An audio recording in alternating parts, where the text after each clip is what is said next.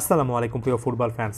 আলাদা করে Leandro Paredes এবং পাওলো দিবালা সম্পর্কে আলোচনা করব। রোমাতে খেলা দুজন আর্জেন্টাইনকে কেন্দ্র করে একটা ফোরকাস্টিং কিন্তু এই মুহূর্তে আর্জেন্টাইন মিডিয়াতে দেখতে পাচ্ছি, অর্থাৎ ভবিষ্যতে তাদের গতিপথ কেমন হতে পারে সেটা কিছুটা হলো আন্দাজ অনেকে করার চেষ্টা করছেন। তার আগে কনটেক্সটে একটু সাজিয়ে নিই। আপনারা নিশ্চয়ই জানেন যে সাম্প্রতিক সময়ে অনেক আর্জেন্টাইন প্লেয়াররা তাদের নিজের দেশ অর্থাৎ আর্জেন্টাইন ক্লাবগুলোতে ফিরে যাচ্ছেন, যেখানে মার্কোস অ্যাকুনিয়া আছেন, জার্মান পেজেলা আছেন, আরও বেশ কয়েকজন আছেন। এবং যদি সিকিউরিটি ইস্যু না থাকতো তাহলে হয়তোবা এতদিনে আনহেল ডি মারিও ফিরে যেতেন, এমনকি লিওনেল মেসি ভবিষ্যতে সেই পথে হাঁটতেন। মার্কেটে একটা রিউমার অনেক আগে থেকে আছে, লিয়ান্দ্রো পারেদেস যদি বর্তমান কোচের অধীনে খুব একটা বেশি ভালো করতে না পারেন, পার্টিকুলারলি কোনো ম্যাচের কথা বলছি না, যদি না পারেন তাহলে হয়তোবা তিনি বোকা জুনিয়র্সে ফিরে যাবেন।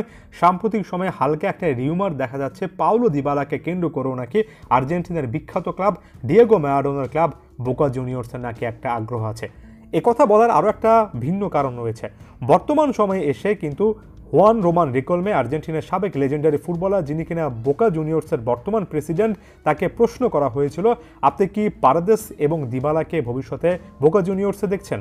কেন এই প্রশ্নটা করা হয়েছিল সেটা নিশ্চয়ই বুঝতে পারছেন। তিনি বোকা জুনিয়র্সের বর্তমান প্রেসিডেন্ট এবং ক্লিয়ারলি এই দুজন প্লেয়ারকে কেন্দ্র করে আলোচনা চলছে দেখে একটা রেডিও স্টেশনের একটা ইন্টারভিউতে তাকে এমন একটা প্রশ্নের সম্মুখীন হতে হয়েছিল, যেখানে পারেদেস সম্পর্কে রীতিমতো হাস্যজ্জ্বলভাবে বোকা জুনিয়র্সের বর্তমান প্রেসিডেন্ট বললেন, অর্থাৎ রেকলমে বললেন যে পারেদেস আমার বন্ধু, তাকে আনার জন্য চেষ্টা আমরা করতে পারি। দিবালা সম্পর্কে বলতে গিয়ে তিনি বলেছেন দিবালা তো ইতালির বিখ্যাত ক্লাবগুলোতে খেলে এবং সেই ক্লাবটাতে বা সেই ক্লাবগুলোতে সে গত 10 বছর ধরে খেলছে। তবে এখানে রিকেলমে একেবারে ডিরেক্টলি পাওলো দিবালা সম্পর্কে কোনো কথাবার্তা না বললেও দিবালার জীবন সঙ্গী ওরিয়ানা সাবাটিনি অর্থাৎ তার ওয়াইফ কিন্তু এখানে কিছুদিন আগে একটা বিবৃতি দিয়েছেন, যেখানে তিনি বলেছেন যে যদি বোকা জুনিয়র্সে তার ফ্রেন্ডরা তাকে চায় তাহলে সে সেখানে যেতে পারে। অর্থাৎ এখানে সাবাটিনি একেবারে ক্লিয়ারলি একটা স্টেটমেন্ট দিয়ে রাখলেন এবং সেটার পরে আসলে আলোচনাটা চলছে। এবং পাওলো দিবালাকে কেন্দ্র করে আলোচনা চলার একটা বড় রকমের কারণ এটাই যে দিবালা কিন্তু আসলে স্ট্রাগল করছেন। হ্যাঁ, কয়টা ম্যাচ খেলছেন, যখনই মাঠে নামছেন হয়তোবা আপনি তার সেই ট্যালেন্টের ঝলকটা এখনও দেখছেন, তবে ওভারঅল পাওলো দিবালা ম্যাচ খুবই কম খেলছেন। এই সিজনে সব মিলিয়ে মাত্র 16টা ম্যাচ খেলেছেন, মাত্র 2টো গোল করেছেন। গত সিজনের তুলনায় এ সিজনের পারফরমেন্সটাকে অনেক বেশি করে মলিন বলে মনে হচ্ছে। এই 16টা ম্যাচে মাত্র 844 মিনিট খেলা। গত সিজনের সাথেও যদি কম্পেয়ার করি সেখানে তিনি 39টা ম্যাচ খেলতে পেরেছিলেন, 26টা গোলে কন্ট্রিবিউট করতে পেরেছিলেন। এই সিজনের আমরা অনেকটা হাফ ওয়েতে চলে এসেছি, অর্ধেকের কাছাকাছি সময় এসেছি। পাওলো দিবালা পুরো ক্লাব সিজনে মাত্র 3টা গোলে কন্ট্রিবিউট করলেন। এমন একটা সিচুয়েশনে রোমাতে যখন নতুন কোচ এসেছে, রোমাতে যখন নতুন একটা স্পোর্টিং প্রজেক্ট আছে, জুন 2025 এরপরে যখন চুক্তিটা রোমাতে শেষ হয়ে যাবে, পাওলো দিবালা আসলে এই ক্লাবটাতে থাকবেন কিনা সেটা একটা প্রশ্নের জায়গা। এবং প্রাথমিকভাবে এই জিনিসটা জানা কথা যে অন্যান্য ক্লাবের আগ্রহের কথা বলতে হবে। তবে সাম্প্রতিক সময়ে প্লেয়াররা বিশেষ করে যারা ইনজুরি সংক্রান্ত ইস্যুতে লং টার্ম ধরে ভুগছেন তারা কিন্তু সেফ একটা এক্সিট খুঁজছেন এবং পাওলো দিবালার জন্য নিজের দেশে ফিরে যাওয়াটা একটা সেফ এক্সিট হতে পারে যদি পাওলো দিবালা চান। এখানে তার ওয়াইফের এই মন্তব্যটাকে আমি আরও একবার হাইলাইট করতে চাই, হয়তোবা ব্যাক অফ দ্য মাইন্ডে পাওলো দিবালা সেই জিনিসটা চিন্তাও করছেন।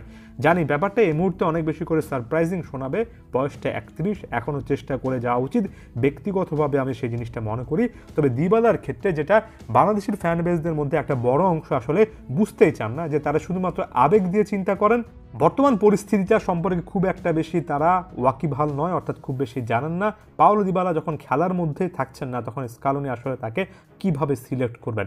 এখন এই জিনিসটা বলছি না যে বোকা জুনিয়র্সে গেলে তিনি বেশি ম্যাচ খেলতে পারবেন, ইনজুরি থেকে দূরে থাকতে পারবেন, তবে কিছুটা হলেও চাপ হয়তোবা কম যাবে, এমন টাইপের কথাবার্তা বিশেষজ্ঞরা বলছেন। আর এ কারণে আর্জেন্টিনার একটা উইন্ডো তৈরি হচ্ছে যেখানে বোকা জুনিয়র্সের মতো বিখ্যাত ক্লাবকে দেখা যাচ্ছে।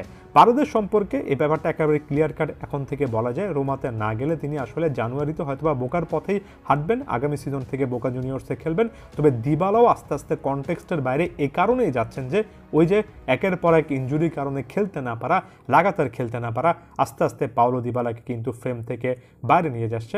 গত সিজন বা এই সিজনের শুরুতে বলা উচিত প্রায় তিনি কিন্তু সৌদি প্রো লিগের একটা ক্লাবে চলে যাচ্ছিলেন। সো এখানে দিবালার এমন টাইপের চিন্তাভাবনা থাকলে আমি খুব একটা বেশি অবাক হব না। আলাদা করে এটার একটা ফোরকাস্ট বা আগে থেকে কয়েকটা প্রেমাইস সেট করে রাখলাম, যদি এমন কোনো কনটেক্সট পাই অবশ্যই আরও ব্যাখ্যা করার চেষ্টা করবো। ধন্যবাদ সবাইকে।